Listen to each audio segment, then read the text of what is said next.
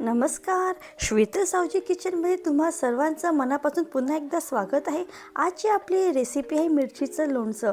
त्यासाठी मी इथे जाडसर अशा मिरच्या घेतलेल्या आहे, 1 पाव, आणि छान असं स्वच्छ धुवून मिरच्या पुसून घेतलेल्या आहे.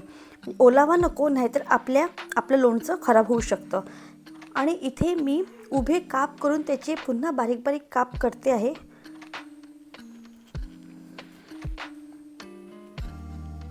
मिरचीची आपल्याला पहिले देठ काढून घ्यायची आहे आणि छान असे लांब लांब काप करायचे आहेत. मी सगळ्या मिरच्या अशी काप करून घेतलेले आहे. आता मी इथे एक पॅन घेते आहे.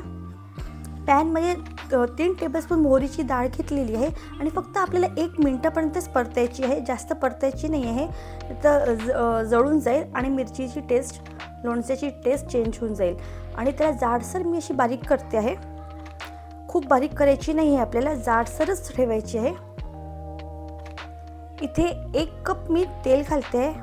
तेल छान असं गरम करून घ्यायचं आहे आपल्याला. तेल गरम झालं की आपल्याला त्यात 2 टेबलस्पून हिंग घालायचं आहे. 2 टेबलस्पून धणेपूड घालते आहे मी.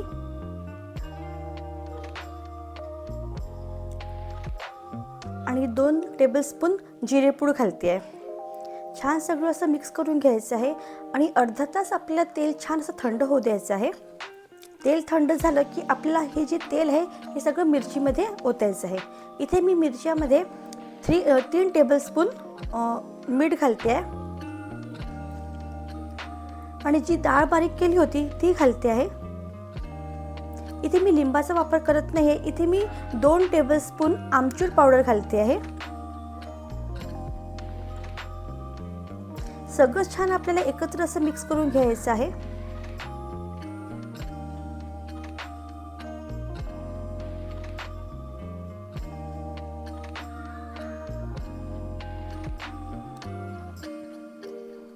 सगळं मिक्स झालं की आपल्याला आता यात तेल घालायचं आहे.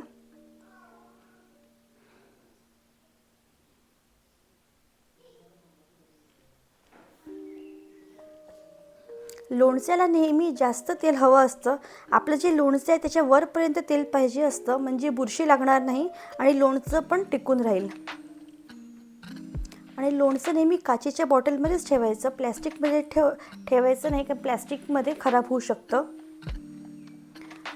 लोणच्याला 2 ते 4 दिवस आपल्याला रोज परतून घ्यायचं आहे आणि याची टेस्ट आहे ती 4थ्या-5व्या दिवशी खूप छान येत असते आणि खूप छान चवदार अशी ही रेसिपी आहे आणि खूप चविष्ट लागते.